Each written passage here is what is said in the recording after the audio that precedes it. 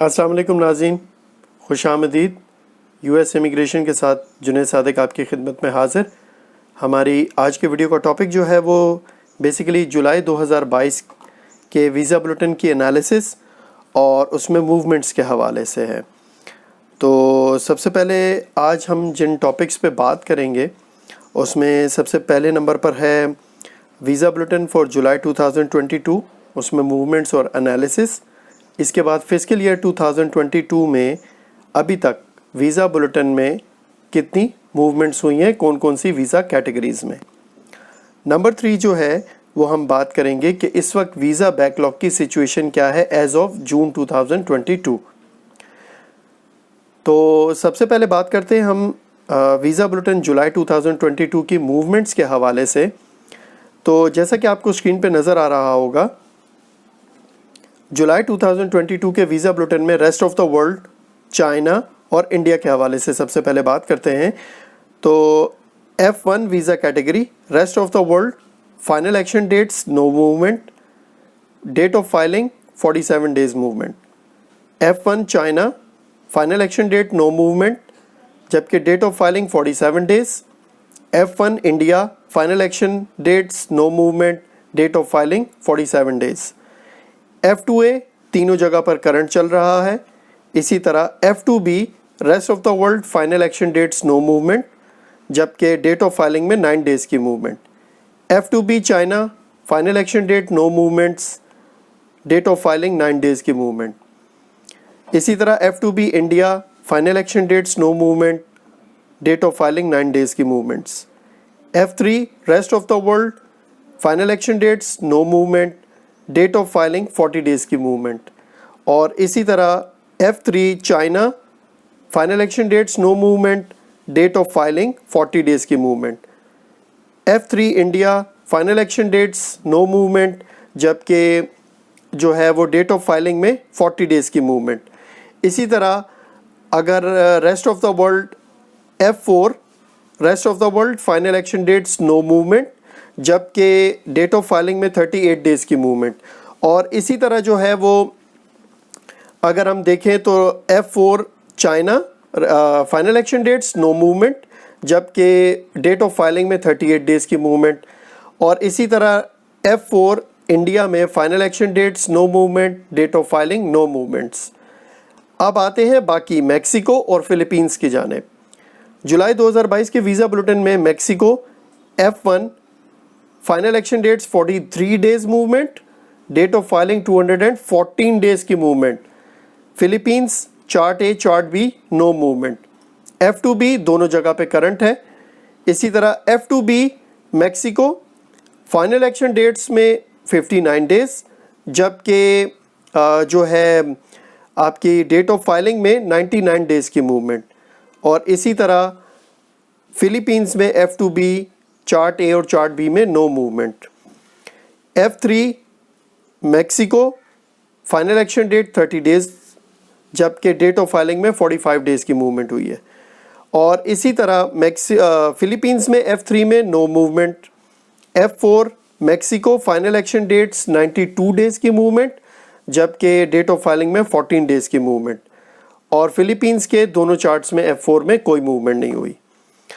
दरअसल में ये जितनी भी फाइनल एक्शन डेट्स में मूवमेंट्स हुई हैं और चार्ट बी में मूवमेंट्स हुई हैं, गुज़श्ता काफ़ी अरसे से ये मूवमेंट्स चल रही थी। और वीज़ा बुलेटिन की जो फाइनल एक्शन डेट्स की मूवमेंट्स हैं, rest of the world, China, India वगैरह में इतनी ज़्यादा मूवमेंट्स किसी भी चार्ट ए में, इंटरव्यू चार्ट में जिसको फाइनल एक्शन चार्ट कहते हैं, उसमें मूवमेंट्स नहीं हुई।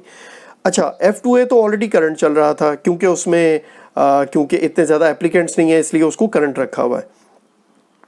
लेकिन बाकी फाइलिंग चार्ट्स के अंदर कुछ मूवमेंट्स हुई हैं जो कि कुछ ना होने के बराबर हैं। जबकि मैक्सिको और फिलीपींस के कुछ चार्ट्स में मूवमेंट्स हुई थी, लेकिन कंटिन्यूसली मैक्सिको के अंदर मूवमेंट्स हो रही हैं अब तक। तो उस हिसाब से अगर देखा जाए तो इसमें काफ़ी अच्छी मूवमेंट्स रही हैं।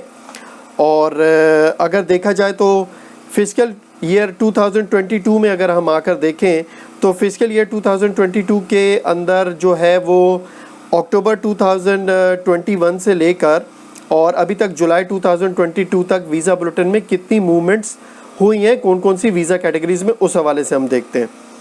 तो अगर देखा जाए तो अक्टूबर 2021 से लेकर जुलाई 2022 तक अभी तक वीज़ा बुलेटिन में मुख्तलिफ कैटेगरीज़ में कितनी मूवमेंट्स हुई हैं, तो उस हवाले से देखा जाए rest of the world, China और इंडिया में, तो F1 में फाइनल एक्शन डेट्स में तीनों जगह पे कोई मूवमेंट नहीं है, जबकि डेट ऑफ फाइलिंग जो कि वेलकम लेटर का चार्ट होता है उसमें तीनों जगह पर rest of the world, China और इंडिया के वेलकम लेटर के चार्ट में, जो कि चार्ट बी है, उसमें 47 डेज़ की मूवमेंट है। F2A जो है वो ऑलरेडी करंट है, और इसी तरह F2B अगर rest of the world, China और इंडिया में देखा जाए तो फाइनल एक्शन डेट्स में कोई मूवमेंट नहीं हुई, जबकि जो वेलकम लेटर का चार्ट है जो कि डेट ऑफ फाइलिंग का चार्ट है उसमें 9 डेज़ की तीनों जगह मूवमेंट हुई।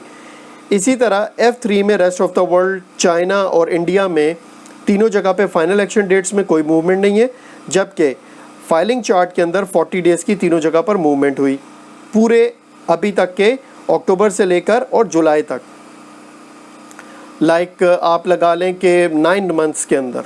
उसके बाद F3 में अगर आप देखें तो मैंने आपको ये बताया 40 डेज़ की सिर्फ मूवमेंट हुई है फाइलिंग चार्ट के अंदर, और F4 के अंदर rest of the world, China और इंडिया में फाइनल एक्शन चार्ट्स में किसी भी जगह पे कोई मूवमेंट नहीं हुई, जबकि जो ये है फाइलिंग चार्ट है, फाइलिंग चार्ट के अंदर रेस्ट ऑफ द वर्ल्ड और चाइना के अंदर 38 डेज़ की मूवमेंट हुई थी, जबकि अब तक इंडिया में 52 डेज़ की मूवमेंट हुई है। इसी तरह अगर हम देखें तो मेक्सिको और फिलीपींस में अब तक 9 मंथ्स में कितनी मूवमेंट्स हुई हैं, तो अगर देखा जाए तो मेक्सिको में जो है वो फाइनल एक्शन चार्ट में F1 के अंदर 425 डेज़, जबकि डेट ऑफ फाइलिंग में 487 डेज़ की मूवमेंट। फिलीपींस में कोई मूवमेंट नहीं है F1 में। F2A ऑलरेडी करंट है, और इसी तरह F2B में मेक्सिको में फाइनल एक्शन चार्ट्स में 382 डेज़, जबकि डेट ऑफ फाइलिंग में 311 डेज़ की मूवमेंट हुई, जबकि फ़िलीपींस के F2B के दोनों चार्ट्स में कोई मूवमेंट अभी तक नहीं हुई। इसी तरह F3 के अंदर फाइनल एक्शन डेट्स में मेक्सिको में 153 डेज़, जबकि डेट ऑफ फाइलिंग में 219 डेज़ की मूवमेंट, और फ़िलीपींस में F3 के अंदर फाइनल एक्शन डेट्स में कोई मूवमेंट नहीं, जबकि डेट ऑफ फाइलिंग में 38 डेज़ की मूवमेंट। इसी तरह अब मेक्सिको और फिलीपींस के F4 को अगर देखा जाए तो मेक्सिको के F4 की फाइनल एक्शन डेट्स के अंदर सिर्फ पिछले 9 महीने में 479 डेज़ की मूवमेंट, जबकि date of filing welcome letter के अंदर 653 डेज़ की मूवमेंट हुई, जो कि एक बहुत बड़ी मूवमेंट है। और ये मज़ीद आगे, जैसे मैं कह रहा था पिछले 3-4 महीनों में, कि बैकलॉग में इजाफे का बायस बनेगा। और फिलीपींस में जो है वो फाइनल एक्शन डेट्स में F4 में कोई मूवमेंट नहीं हुई, जबकि जो डेट ऑफ फाइलिंग है उसमें 81 डेज़ की मूवमेंट हुई।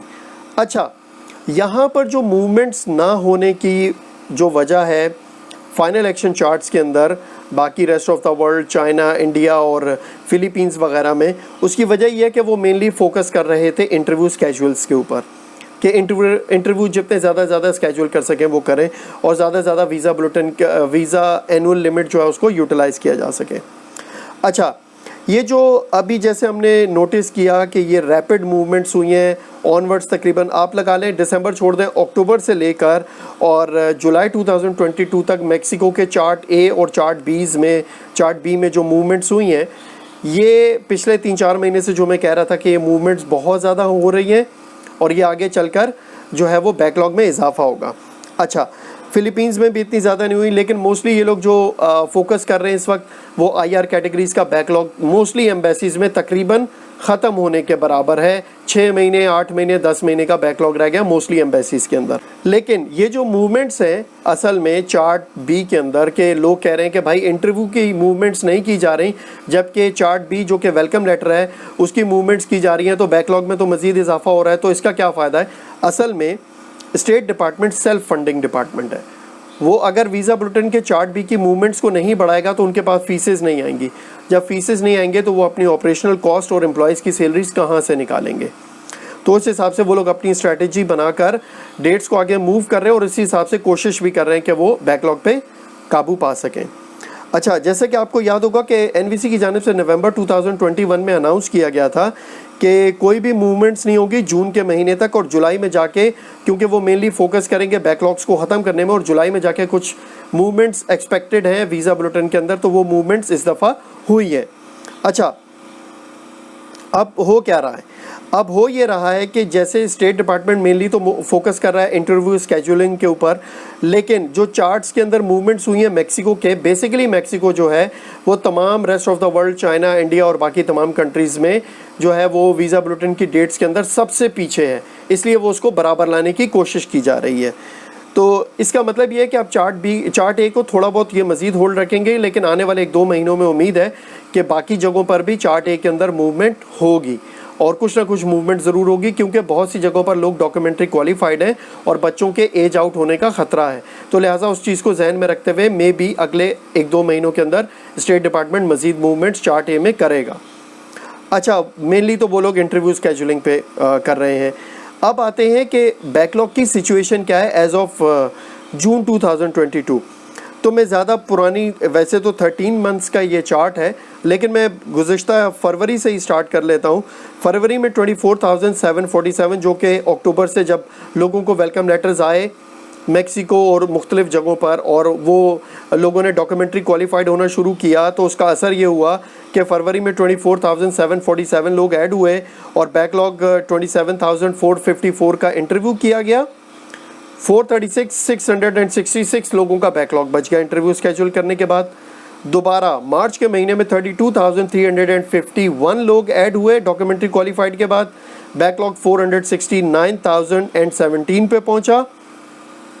उसके बाद 32,317 लोगों के इंटरव्यूज़ किए गए, 436,700 पे बैकलॉग पहुंच गया। मतलब फरवरी में 436,666 था, बैकलॉग पे काम करने के बाद भी, इंटरव्यूज स्केड्यूल करने के बाद भी 4 लोग मज़ीद ऐड हो गए, बैकलॉग में कमी होने के बजाय मज़ीद 4 लोगों से बढ़ गया और 436,700 पे आ गया। उसके बाद अप्रैल में 17,097 लोग ऐड हुए, 453,797 पे पहुंचा। 32,439 का इंटरव्यू किया गया, 421,358 पे आया बैकलॉग, और थोड़ा सा चलो कुछ फ़र्क आया 12-14 हज़ार का। उसके बाद दोबारा से 12,883 लोगों के इंटरव्यूज़ डॉक्यूमेंट्री क्वालिफाइड को ऐड किया गया मई के महीने में, 449,583 पे आया। और उसके बाद 28,747 के इंटरव्यूज़ किए गए, 421,136 पे आके बैकलॉग रुक गया। टोटल बैकलॉग में 200 प्लस लोगों का सिर्फ जो है वो फ़र्क पड़ा, ज़्यादा कोई फ़र्क नहीं पड़ा, 358 और 136। उसके बाद जून के महीने में जो रैपिड मूवमेंट्स हुई हैं मैक्सिको में, उसकी वजह से 33,673 लोग ऐड हुए और 455,31 पे पहुंचा बैकलॉग। 28,545 के इंटरव्यूज़ किए गए, 426,446 पे पहुंच गया बैकलॉग दोबारा से। मतलब 4-4.5 लोग दोबारा से ऐड हो गए। अब अगर ऑन एवरेज देखा जाए तो पिछले 13 महीने में जो एवरेज लोग DQ होकर ऐड हो रहे हैं बैकलॉग के अंदर, वो एवरेज 24,028 लोग हैं। एवरेज जो इंटरव्यूज़ की स्पीड चल रही है वो 27,984 चल रही है, और एवरेज बैकलॉग जो रुका हुआ है 464,225 पे पहुंचा हुआ है। अगर हम एवरेज की सिचुएशन को काउंट करें तो ऑलमोस्ट इस बैकलॉग को कोई भी चार्ट ए चार्ट बी में मूवमेंट ना की जाए तो इस बैकलॉग को दोनों चार्ट्स में डेट्स रोकने के बाद इस बैकलॉग को सिर्फ इंटरव्यूज स्केड्यूल किए जाएं तो 15.6 मंथ्स का टाइम लगेगा। और अगर अक्टूबर तक या सितंबर तक इन्होंने इस बैकलॉग को ख़त्म करना है 446 को, तो ऑलमोस्ट हर महीने 105,339 लोगों के इंटरव्यूज़ करने पड़ेंगे, जो कि टेक्निकली पॉसिबल नहीं है। इतना ज़्यादा स्टाफ उनके पास नहीं है कि एक महीने में 1,05,000 लोगों के इंटरव्यूज़ स्केड्यूल कर दें। टेक्निकली पॉसिबल ही नहीं है ये। तो ये बैकलॉग टाइम लेगा ख़त्म होने में, क्योंकि साथ के साथ इसमें मज़ीद इजाफा भी हो रहा है और ये हमारे साथ चलेगा। क्योंकि जैसे हम लोग मोस्टली लोग जो है वो जनरेशन एक्स है, तो जनरेशन एक्स ने हर चीज़ अपने ज़िंदगी में तकरीबन सब चीज़ें ही देख ली हैं। पेंडेमिक भी देख लिया, अब बैकलॉग भी देख रहे हैं, तो ये बैकलॉग चलता हुआ भी हम देखेंगे अपनी लाइफ में। और मेरा ख़्याल है कि ये कुछ टाइम कंज्यूमिंग है, इस पर काफ़ी स्टेट डिपार्टमेंट को एफर्ट्स करनी पड़ेंगी, तब जाकर ये बैकलॉग ख़त्म हो पाएगा। लेकिन अभी तक जो इन्होंने एवरेज जो मंथली प्रोग्रेस की वो तकरीबन 6% की विद इन 13 मंथ्स बैकलॉग के ऊपर। एवरेज सिचुएशन जो रही, एवरेज जो वर्किंग हुई वो 6% की रही। लेकिन ये नंबर जो है ये सब के सब माजी के नंबर्स हैं, मुस्तकबिल का हाल कोई भी नहीं बता सकता। जैसे कि चार्ली ओपेनहाइमर साहब ने अपने साबका और अपने आखिरी इंटरव्यू में कहा था कि ये मेरे लिए हैरानगी की बात नहीं होगी कि जिस तरीके से हम लोग काम कर रहे हैं तो आइंदा आने वाले जून जुलाई तक जो है वो ये काम तकरीबन कंप्लीट होने के करीब आ जाएगा, तो वीज़ा बुलेटिन में मूवमेंट्स भी स्टार्ट हो जाएंगी। अच्छा, ये तो अपनी जगह पर है, लेकिन अगर स्टेट डिपार्टमेंट चार्ट बी की डेट्स को नहीं बढ़ाता तो उनके पास फंड्स की कमी हो जाएगी, इसलिए वो इन डेट्स को भी आगे बढ़ाते रहेंगे और इसी तरह बैकलॉग चलता रहेगा कुछ अरसे तक। एग्जैक्ट टाइमलाइन तो मैं भी नहीं बता सकता, ये तो मेरा आइडिया है कि 15.6 मंथ्स अगर कोई भी काम ना करे और सिर्फ इसी पे काम करे तो तब जाके 15.6 मंथ्स में ये ख़त्म होगा बैकलॉग। तो ये थी हमारी आज की वीडियो। आपके हक़ में नेक तमन्नाओं और नेक दुआओं के साथ इजाज़त चाहता हूँ। अपने दोस्तों, रिश्तेदारों और गिरदोनवा के लोगों का बहुत ख्याल रखिएगा। नेक्स्ट वीडियो में कि आपसे किसी नई अपडेट और नई मालूमात के साथ मुलाकात होगी। See you next time with the latest US immigration updates. Have a good day. Peace out. Allah Hafiz.